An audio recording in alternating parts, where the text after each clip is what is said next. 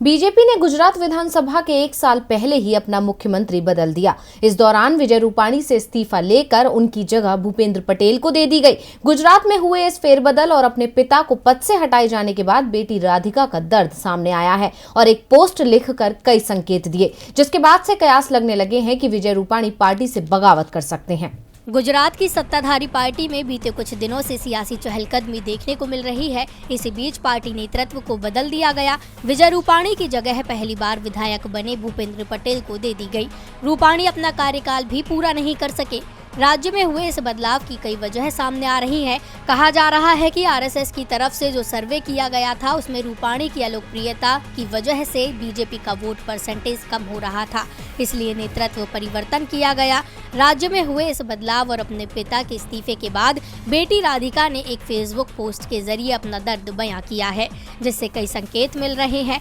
राधिका ने लिखा है कि बहुत कम लोग जानते हैं कि कोरोना और ताउते तूफान जैसी बड़ी दिक्कतों में मेरे पिता सुबह 2:30 बजे तक जागा करते थे और लोगों के लिए व्यवस्था कराते थे। कई लोगों के लिए मेरे पिता का कार्यकाल एक कार्यकर्ता के रूप में शुरू हुआ और कई राजनीतिक पदों के जरिए मुख्यमंत्री तक पहुंचा, लेकिन मेरे पिता का कार्यकाल मेरे नजरिए से 1979 मोरवी बाढ़, कच्छ भूकंप, स्वामीनारायण मंदिर आतंकवादी हमले, गोधरा की घटना, बनासकांठा की बाढ़ से शुरू हुआ। ताउते तूफान और कोविड के दौरान भी मेरे पिता पूरी जान लगाकर काम कर रहे थे। राधिका ने इस पोस्ट में अपने बचपन का भी जिक्र किया और लिखा है कि पापा ने कभी अपना निजी काम नहीं देखा, उन्हें जो जिम्मेदारी मिली उसे पहले निभाया। स्वामीनारायण अक्षरधाम मंदिर में आतंकी हमले के वक्त मेरे पिता वहां पहुंचने वाले पहले शख्स थे। वो नरेंद्र मोदी से भी पहले मंदिर परिसर में पहुंचे थे। आगे लिखते हुए राधिका ने उन लोगों पर जमकर निशाना साधा है जो रूपाणी के इस्तीफे का कारण अलोकप्रिय चेहरा और मृदुल छवि होना बता रहे हैं। राधिका ने सवाल करते हुए लिखा है कि क्या राजनेताओं में संवेदनशीलता नहीं होना चाहिए?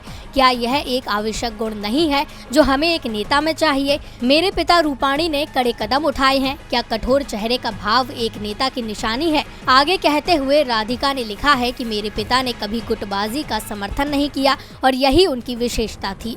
कुछ राजनीतिक विश्लेषक सोच रहे होंगे कि ये विजय भाई के कार्यकाल का अंत है, लेकिन हमारी राय में उपद्रव या प्रतिरोध के बजाय आरएसएस और बीजेपी के सिद्धांतों के मुताबिक सत्ता को लालच के बिना छोड़ देना बेहतर है। राधिका ने इस पोस्ट के जरिए अपना दर्द तो बयां किया ही, साथ ही ये संकेत भी दे दिए हैं कि रूपाणी इस बदलाव से खुश नहीं है और पार्टी के लिए अपनी जिंदगी दांव पर लगाकर भी उन्हें कुछ भी हासिल नहीं हुआ, जिसके बाद अब बगावत की तरफ भी कदम रूपाणी उठा सकते हैं। डीवी लाइव की रिपोर्ट।